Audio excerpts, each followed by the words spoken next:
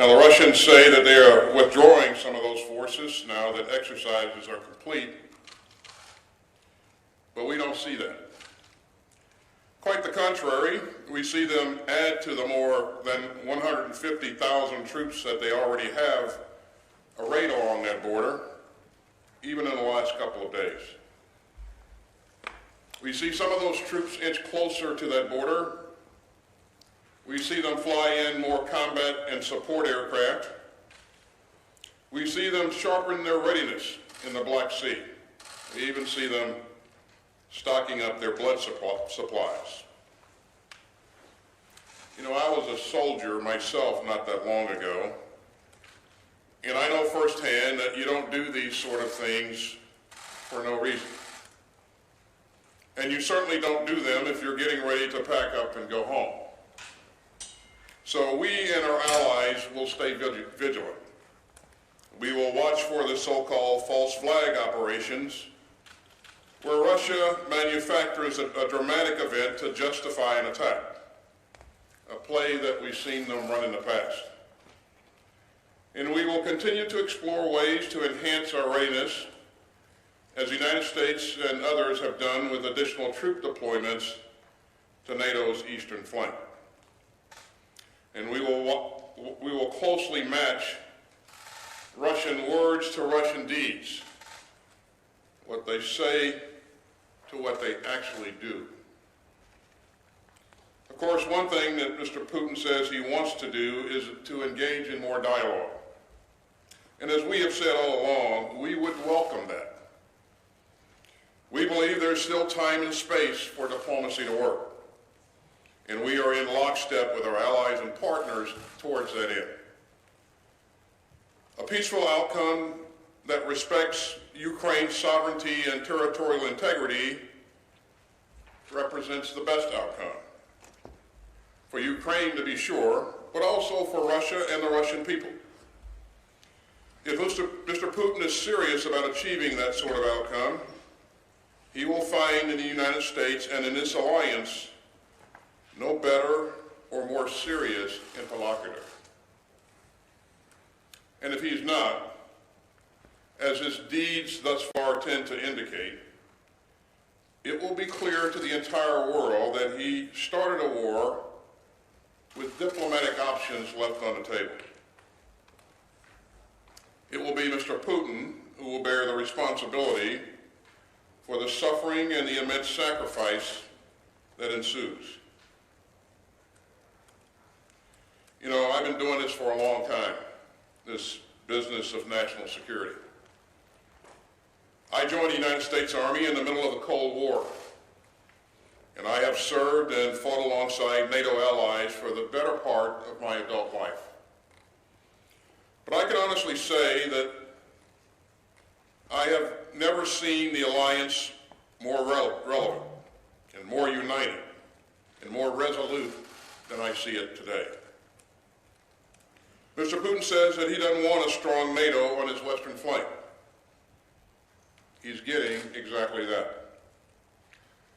I'll soon depart for Poland and then to Lithuania to spend some time with these strong allies who likewise take these obligations seriously. I'll visit with their troops in mine, see their leaders, talk with mine, and talk about how together we can bolster the defense of the alliance. I'd also like to add my appreciation to Bulgaria, who just today agreed to host a U.S. Army Stryker company for joint training opportunities. Now, these troops will be departing Germany in the coming days, and they'll help ensure our readiness and our interoperability with Bulgaria as our NATO ally. All that is to say that I leave here incredibly proud of the alliance and satisfied in the knowledge that we will be sure-footed in the face of aggression, but dedicated, as always, to the prospect of peace. Harry Truman, the American president when NATO was founded, put it best when he noted that though peace was difficult, war was not inevitable. And so it is today. There is nothing inevitable about this looming conflict. It can still be averted. The path of diplomacy may be difficult, but it is still worth the trek. And NATO, as I said, remains sure-footed. Thank you, and I'll stop there and be happy to take a couple of questions. Okay, our first question will go to Phil Stork from Reuters. Mr. Secretary, who is responsible for the shelling today in Ukraine's Donbass region, and how concerning is it? And what are you doing to lower the risk of dangerous and potentially explosive U.S.-Russia interactions, like the close call between aircraft this weekend? Well, we've seen the reports of the shelling, and Phil, and they're certainly troubling. We're still gathering the details. But, you know, we've said for some time that the Russians might do something like this in order to justify a military conflict. So we'll be watching this very closely. And in terms of any potential interaction with our aircraft and someone else's aircraft, of course, we'll follow our own procedures very closely, which I think our airmen are very well rehearsed on. And we'll make sure that we're doing everything that we can to remain safe in the air. And if we see unsafe acts, we'll certainly demarche the people that are responsible for that. Next question goes to Bettina Klein from German radio. Thanks, Mr. Secretary. I understand you have the evidence that there's more troop building rather than troop withdrawal in Russia. At the same time, I hear some skepticism, certainly in the German public debate.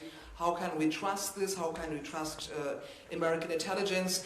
What do you suggest to build more public trust? And would you consider at one point to make more evidence you have publicly available? Thank you. Well, you know, I don't see this as a competition of narratives. I think, you know, we've been very transparent about everything that we've seen thus far, and we've shared what we know with our allies and partners, and we really have done a very, very extensive job of making sure that our allies knew what we knew as soon as possible.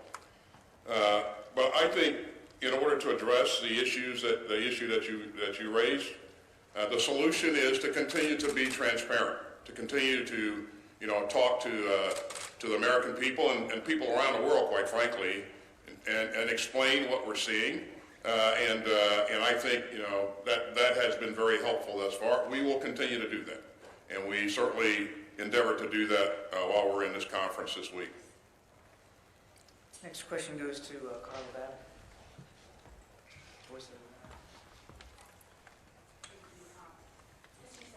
Thank you for doing this. Ukraine is calling this week's cyber attack the largest in the country's history. Can you confirm whether Russia was behind this attack? And President Biden last month said that if something short of an invasion happens, like if Russia continued to use cyber attacks, the U.S. could respond in a similar way with cyber. So has the U.S. responded to the latest attack, and if not, why not? In terms of confirming whether or not this was Russia that was behind this, the intelligence community continues to assess what happened there. But I would just point out to you that this is a play taken out of his playbook. You know, we would expect to see before any attack, we would expect to see cyber attacks, false flag activities, and a number of other things, increasing rhetoric in the information space, and we're beginning to see more and more of that. In terms of a response to the cyber attack. If someone attacks the United States of America, then certainly we will hold that element responsible or accountable. At this point, nobody, we haven't seen, we have not been attacked. NATO elements have not been attacked. So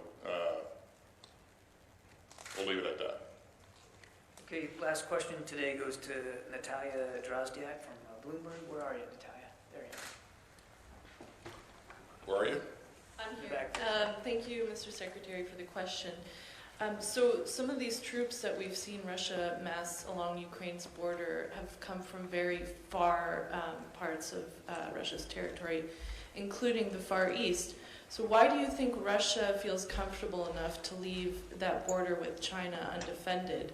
Does this represent a closer alliance between the two? Thank you. Well, certainly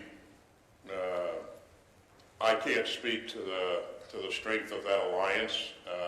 What I can say, I'm not sure it infers anything at all. But we did note with alarm China's tacit approval of Putin's activities here in the region.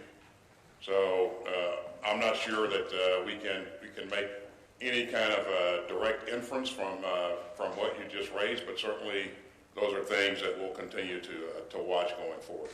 But I think you raise a very, very interesting and important